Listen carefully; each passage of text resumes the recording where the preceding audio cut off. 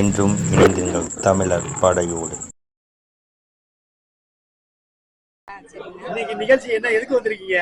இன்னைக்கு நம்ம கட்சிக்காக பாத்தீங்கன்னா ஆளும் கட்சிகள் 60 ஆண்டு காலத்துல யாருக்குனாலும் ஏதாவது பேசணும்னா காசு கொடுத்துதான் பேச வைப்பாங்க. காசு கொடுத்துதான் ஒரு வீடியோ போடுவாங்க. ஒரு அவதூறு இருந்தாலுமே காசு கொடுத்துதான் போடுவாங்க. ஆனா ஒரு தன்னெழுச்சியா ஒரு வீடியோ எல்லாம் போடுறாங்கன்னா அது நாம் தமிழர் கட்சியே அதை நம்பிதான் நம்ம மக்கள், நிறைய மக்கள் தன்னார்வத்தோட பேசுறாங்க. நாம் தமிழர் கட்சி ஒரு பக்கம் இருக்கட்டும், அந்த பொறுப்பாளர்கள் ஆட்சி அமைச்ச முதல்வர் விஜய் 20 நாள் ஆச்சு. அவர் ஏற்கனவே பரப்புரையில சில வாக்குறுதி எல்லாம் கொடுத்திருக்காரு. பெண்களுக்கு பாதுகாப்பு, பல்வேறு பரப்புரையில கிட்டத்தட்ட 20 ஆப்ஷன்ல சொல்லியிருக்காரு. அதெல்லாம் உங்களுக்கு நடைமுறையில இப்ப செய்யறாரா? இல்லையே, எங்க செஞ்சிருக்காரு? என்ன காரணம், என்ன செஞ்சு சொல்லுங்க. அதாவது இல்ல, இது காரணம் என்னன்னா நமக்கு தெரியும், திராவிட மாடலோட நீச்சு தான் இது. திராவிட மாடல் வாக்குகளை அள்ளி அள்ளி வாக்குறுதியை கொடுக்கறதுனால தேர்தல் வந்த பிறகு செய்யறது கிடையாது. கூட்டணி கட்சி தான், ஒரே மாதிரி தான். அங்க இருக்க மக்கள் தான் இங்க இருக்கிறாங்க, இங்க இருக்கிற மக்கள் தான் அங்க இருக்கிறாங்க. நம்ம நடைமுறையில சப்போர்ட் கொடுத்திருக்காரு, ஸ்டாலின் கொடுத்திருக்காரு. ஸ்டாலின்ல ஜெயிச்சவங்க தான். ஆமா, அவர் அந்த நேரம் திருமாவளவன் எல்லாரும் சப்போர்ட்டுக்கு போகலன்னா எப்படி ஆட்சி அமைச்சிருக்க முடியும்? சரி இல்லையே. சரி, இவ்வளவு 15 வருஷமா தொடர்ந்து தலைமை கழக சீமானவர் மக்களை சந்திக்கிறாரு, ஏன் வெற்றியே அடைய முடியல? தமிழ் தேசியம் மீட்சி வரக்கூடாது. தமிழ் தேசியம் யார் தடுக்கிறது? தடுக்கிற இந்த திராவிட மொழிகள் தான், தெலுங்கு பேசும் மாற்று மொழிகள் சேர்ந்து. சரி, உங்களை மாதிரி பெண்கள் தானே ஓட்டு போடுறீங்க. இப்ப 1 கோடிக்கு மேல போட்டு போடுறீங்க தாவேக்காவுக்கு. அப்ப உங்க பெண்கள் நீங்க பேச நம்ப மாட்டாங்களா? என்ன காரணம்? அண்ணனை அவாய்ட் பண்றதுக்கு என்ன காரணம்? திரைக்கவர்ச்சி ஒருங்கறையா, திரைக்கவர்ச்சி என் மக்கள் ரொம்ப முங்கி போயிட்டாங்க. இப்ப எங்களுக்கு 20 லட்சம் வாக்கு போட்டிருக்காங்க இல்லையா, அவங்க யாருன்னு பாத்தீங்கன்னா மதுக்கடை வேண்டாம், என் பெண்களுக்கு பாதுகாப்பு வேணும், இவர் அண்ணன் தற்சார்பு பொருளாதாரத்தை பேசுறாரு, அப்படிப்பட்ட மக்கள் எங்களுக்கு வாக்கு செலுத்திருக்காங்க. ஆனா இந்த இனிவரும் தேர்தல் 200 மக்கள் எங்களுக்கு இதே மாதிரிதானே விஜய் சொன்னாரு, நான் ஆட்சிக்கு வந்தா ஒரு வீரர் புரட்சி, மதுபான தடை செய்வேன், பெண்களுக்கு பாதுகாப்பு கொடுப்பேன், இந்த மாதிரி பாலியல் தொழில் எல்லாம் இருக்காது, இதெல்லாம் சொல்லியிருக்காரு. சொல்லிதானே வாக்கு வாங்கியிருக்காரு. அப்ப சீமானுக்கு சீமான் 15 வருஷமா சொல்றாரு, இப்ப 828 நாள்ல ஆட்சியை பிடிச்சிட்டாரு. உங்களுடைய கருத்து என்ன? இது முழுக்க முழுக்க ஊடகத்தோட வலிமைதான். ஊடகம் எங்களை மறைச்சிடுச்சு. ஏன்னா பாத்தீங்கன்னா எங்க அண்ணன் கார்பரேட்டை அறவே ஒழிக்கணும்னு பேசுறாரு. ஏன்னா தனியார் நிறுவனங்கள் இங்க நம்மள அதிகாரப்படுத்துறதுனால தனியார் மையங்கள்ல அப்புறப்படுத்தணுங்கிறதுல அவர் தெளிவான பாதையில பேசுறாரு, வீடியோவா எடுத்து காட்சிப்படுத்துறாரு. இது மக்களுக்கு. சரிப்பா, நான் கடைசியா ஒரு கேள்வி கேட்கிறேன். இந்த ஆட்சி அமைச்சு 20 நாள் ஆச்சு. இதுல ஏதாவது உங்களுக்கு திருப்தி இருக்கா?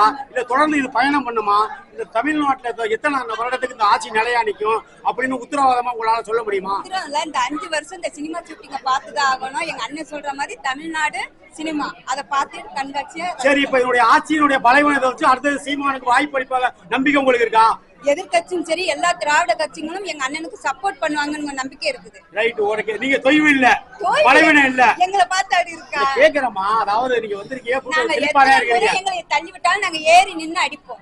சரி, ரைட். பாத்தீங்கன்னா அரசு போக்குவரத்து கழகம் அப்படின்னு சொல்லிட்டு இப்ப நடக்கிற ஆட்சியில பேருந்துல எல்லாம் ஓட்டிருக்காங்க. அதனுடைய கருத்து, உங்களுடைய கருத்து என்ன? ஐயா, முதல் முறையா பாத்தீங்கன்னா அரசு போக்குவரத்து கழகம் அப்படின்னு இருந்ததை தமிழ்நாடு அரசு போக்குவரத்து கழகம் அப்படிங்கிறது பார்த்தீங்கன்னா முன்னெடுத்து நம்ம தமிழ்நாட்டில் நாம் தமிழர் கட்சி சார்பாக சேலம் மாவட்டத்தில் நாங்கள் தாங்க முன்னெடுத்து அதில் அதுக்குண்டான வெற்றியாக தான் இதை நாங்கள் கருதுறோமே தவிர இது அரசாங்கத்திற்கு அவ்வளோ அழுத்தங்கள் நாங்கள் கொடுத்தோம். அது திமுக அரசாகட்டும், டிவிக்கு அரசாகட்டும், நம்மளோட அழுத்தத்தின் காரணமாகோட வெளிப்பாடு தான் அவங்க இது மாதிரி மாற்றிருக்காங்க. ரெண்டாவது, நீங்கள் இது மாதிரி கவர்மெண்ட் டிரான்ஸ்போர்ட்டில் இருக்கிறவங்களுக்கு இது வரைக்குமே ஒரு நியாயமே இது வரைக்கும் கிடைக்காது. என்னென்னா இந்த 60 வருஷமா அவங்க பார்த்தீங்கன்னா டிரைவர், கண்டக்டர், அதே மாதிரி கிளீனர், இது மாதிரி இந்த டெக்னீஷியன்ஸ் இவங்க யாருமே கவர்மெண்ட் எம்ப்ளாயிஸே கிடையாதுங்க. ஏஐஜேஇலேருந்து தான் கவர்மெண்ட் எம்ப்ளாயிஸாக இருக்காங்க. இப்போ அவங்களுக்கு எல்லாத்துக்குமே எப்போ அந்த கவர்மெண்ட் எம்ப்ளாயியாக மாற்றுவாங்க? இவங்க யூனியன் சொல்லி வச்சுக்கிட்டு இவங்க டிரான்ஸ்ஃபர் பண்ணுறதுக்கும் அவங்க கமிஷன் வாங்கிக்கிறதுக்கு மட்டும்தான் வச்சுருக்காங்க. கமிஷன், கரப்ஷன் இது மட்டும்தான் போயிட்டுருக்க வழியே போக்குவரத்து துறையை பொறுத்த வரைக்கும் இன்னும் ஒழுங்காகவே செயல்படுறது கிடையாதுங்க. இதெல்லாம் செயல்படணும் அப்படின்னா நம்மள மாதிரி நாம் தமிழர் மக்கள், அறிவார்ந்த மக்கள் ஆட்சியில் இருந்தாங்கன்னா மட்டும்தான் மக்களுக்கு என்ன பிரச்சனை, அதில் இருக்க டெக்னீஷியனுக்கு என்ன பிரச்சனை அப்படிங்கிறது முன்னெடுப்பாங்க. அதே மாதிரி எந்த அளவுக்கு எத்தனை லட்சம் கோடி ரூபா மைனஸ்ல போயிட்டு இருக்குது போக்குவரத்து துறை. அதை எப்படி அவங்க முன்னேற்றுவாங்க, எவ்வளோ சேஸ் இருக்குது, எவ்வளோ பிஎம்ஜேஎம் எல்லாமே எவ்வளோ கமிஷன் அடிச்சிருக்காங்கிற ரிப்போர்ட் முதற்கொண்டு நம்பிட்டு இருக்கு.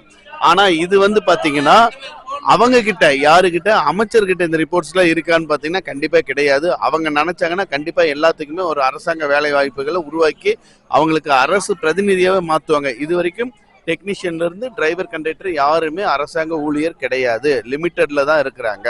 அதையும் மாத்தணும் அப்படிங்கிறது இங்க கோரிக்கையாவே வைக்கப்படுதுங்க. இப்ப தமிழ்நாட்டுல பெண்களுக்கு பாதுகாப்பு இருக்குது அப்படின்ட்டு தாவேக அரசெல்லாம் சொல்றாங்க, உங்களுடைய கருத்து என்ன? ஐயா, அவங்க ஆட்சி ஆரம்பிச்சு அந்த 30-35 நாட்கள்ல 160க்கும் மேற்பட்ட பெண்கள் பாலியல் பலாத்காரம் மற்றும் அவங்களோட துன்புறுத்தல்கள் ரொம்ப அதிகமாகி நிறைய கேசஸ் வந்துருச்சு. அது அவங்க ஆட்சியில தான் நடந்துட்டு இருக்கு. ஏதோ இப்ப இன்னும் டிஎம்கே ஆட்சியும் பிஜேபி ஆட்சியும் நடக்கிற மாதிரியே அவங்க இது மாதிரி பில்டப் கொடுத்துட்டு இருக்கிறது ஒரு நியாயமான ஒரு விஷயமே கிடையாது. இன்னொன்னு, பெண்கள் மட்டும் கிடையாதுங்க, குழந்தைகள்ல இருந்தே இங்க பாதுகாப்பு கிடையாது. ஏன்னா குழந்தைங்களுக்கு பாத்தீங்கன்னா 3 வயசு சிறுமியில இருந்து பிறந்த குழந்தைய கூட இவங்க கற்பழிச்சிருவாங்களாட்டு. அந்த அளவுக்கு தான் இவங்களோட பாதுகாப்பு இருக்கு. இவங்க போட்டிருக்க அந்த பெண் பாதுகாப்புக்காக இருக்கிற அந்த மகளிர் அந்த காவல் பண்ணிட்டு இருக்கவங்களே ரீல்ஸ் போட்டுட்டு இருக்காங்க. ஒரு பாதுகாப்பான ஒரு வளையத்தை உருவாக்கணும், ஒரு தவறுகள் நடக்கிறதுக்கு முன்னாடியே பாதுகாக்கணும் அப்படிங்கிற ஒரு நோக்கம் அவங்களுக்கு சரியா கிடையாதுங்க. அது ஒரு திட்டமிடல் வேணும். அந்த திட்டமிடல் வேணும் அப்படின்னா அவங்கெல்லாம் அரசியல் பட்டிருக்கணும். அவங்க அரசியல் படாம இன்னும் சினிமா போதையிலே இருக்கிறனால அவங்களுக்கு இது மாதிரி தாங்க சிந்திக்க தோணுது. மக்களோட கஷ்டங்கள், பெண்களோட கஷ்டங்கள் என்னங்கிறது அவங்களுக்கு புரிதல் இருக்க மாட்டேங்குதுங்க. இப்ப தமிழ்நாட்டுல பாத்தீங்கன்னா தமிழ்நாடு போக்குவரத்து கழகம் அப்படின்னு சொல்லிட்டு விஜய் அவர்கள் ஆட்சிக்கு வந்ததுக்கு பிறகு பேருந்து சீரமைச்சுக்கிறாங்க. அதனுடைய கருத்து, உங்களுடைய கருத்து என்ன? நாங்க ரொம்ப வருஷமா தமிழ்நாடுன்ற ஸ்டிக்கரை வெறும் அரசுன்னு தான் இருந்துச்சு எல்லா பேருந்துலயும். நாங்க வலுக்கட்டாம கொண்டு போய் தமிழ்நாடு ஏண்டா இல்லைன்னு நாங்க கொண்டு போய் ஒட்டினா அதை யாருமே கண்டுக்கலைங்க. இப்போ புதுசா தமிழ்நாடு ஸ்டிக்கர் ஒட்டி வந்துருச்சா, உடனே இவங்களுக்கு அந்த மாற்றம் வந்துருச்சா. மாற்றம் இந்த தமிழ்நாடு ஒட்டணும் அப்படின்றதே எங்க சீமான் பெரியப்பா பல வருடங்களா சொல்லிட்டு இருக்காரு. அது என்னைக்குமே உங்க காதலே விழாது. நீங்க அது காதா களிமண்ல செஞ்சு வச்ச பொம்மையான்னு தெரியல, இவ்வளவு வருஷமா உங்களுக்கு அது கேட்கவே இல்லை. இப்போ இது ஒரு மாற்றம். இது மாற்றம் இல்லைங்க, தமிழ்நாட்டுல மாத்த வேண்டியது நிறைய இருக்கு. இந்த ஸ்டிக்கர் ஒட்டதுன்ற விஷயம் நார்மலா வண்டி நம்ம வாங்குறோம் இல்லையா, அதுல கூட நிறைய பேர் அவங்களுக்கு விருப்பமான ஸ்டிக்கரா ஒட்டிக்கிறாங்க. அது மாதிரிதான் இதையும் நான் பாக்குறேன். நீங்க சும்மா தமிழ்நாடு போட்டீங்கன்றதுக்காக இது மாற்றமான்னு கேட்டா மாற்றம் கிடையாது. இன்னும் நிறைய தேவைப்படுது, அதை முதல்ல செய்யுங்க. இப்ப தமிழ்நாட்டுல பாத்தீங்கன்னா தாவேக ஆட்சி நடக்குது, பெண்களுக்கு பாதுகாப்பு இருக்கா இப்ப நடக்கிற ஆட்சியில? பெண்களுக்கு பாதுகாப்பு இருக்கா நீங்களே கொஸ்டினா தான் அதை கேட்டீங்க, அவ்வளவுதான். அதுலயே பதிலும் இருக்கு. பெண்களுக்கு பாதுகாப்பு இல்லவே இல்லை. இப்ப எப்படி டிஎம்கே இருந்தப்பயும் ஏடிஎம்கே இருந்தப்பயும் எப்படி நிறைய பெண்களுக்கு நடந்துட்டு இருந்துச்சு, அதை விட டபுளா இருக்குன்னு வேணா சொல்லலாம், குறைஞ்சிருக்குன்னு சொல்ல முடியாது. ஏன்னா இந்த இப்ப நீங்க பாத்திருப்பீங்க, நேத்திக்கு உசேன் அண்ணாவை அரெஸ்ட் பண்றாங்க. எதுக்கா? ஒரு போஸ்ட் போட்டதுக்கு. ஆனா குழந்தைங்களுக்கும் பெண்களுக்கும் பாலியல் குற்றம் பண்றவங்க அவங்க கட்சியிலே இருக்காங்க. அவங்களே இவங்க ஒண்ணுமே பண்றது இல்ல. அவங்க சைட்ல ஒரு பெட்டிஷனோ இல்ல ஒரு கேஸ் கூட ஃபைல் பண்ண மாட்டேங்கிறாங்க. அதெல்லாம் அவங்க கண்ணுக்கே தெரியலையா? அதை வச்சு அந்த மாதிரி ஆளு உங்க கூட வச்சுக்கிட்டு இருந்தீங்கன்னா எப்படி பெண்களுக்கு பாதுகாப்பு வரும்? எப்படி நீங்க சட்ட ஒழுங்குபடுத்துவீங்க? ஸோ அதனால உங்களுக்கு அந்த ஆட்சி ஒழுங்கை சீரமைக்கிற தகுதி உங்களுக்கு கிடையாதுன்றது தெளிவா தெரியுது, தமிழ்நாடு மக்களுக்கே தெரியுது. நீங்க என்ன சொல்றீங்க? ஒரு அக்கா ஒரு காணொலியில கதறாங்க, நீங்க திரைப்படத்துல எல்லாம் பிரிட்ஜு கீழே கட்டி தொங்க விட்டீங்களே, இப்ப நீங்க அதே மாதிரி பண்ணணும். நான் அப்பயும் சொல்றதுதான் இப்பயும் சொல்றதுதான், திரையில நடக்கிறதெல்லாம் நிஜத்துல நடக்காது, நம்பாதீங்க. அதெல்லாம் டைரக்டர் சொல்லி கொடுத்து நடிக்க வைக்கிறதுங்க. நீங்க அப்படி ஓட்டு போட்டு தேர்ந்தெடுக்கணும், அந்த டைரக்டர் தான் நீங்க தேர்ந்தெடுக்கணும். அது புரியுதுங்களா உங்களுக்கு? அந்த கதை கருவு இப்படிதான் அந்த சீன் வரணும் அப்படின்றத டைரக்டர் தான் உருவாக்குவாரு, வேற யாரும் கிடையாது, நடிக்கிறவங்க கிடையாது. அதை முதல்ல புரிஞ்சுக்கோங்க. வேற கேள்வி? தமிழர் படையோடு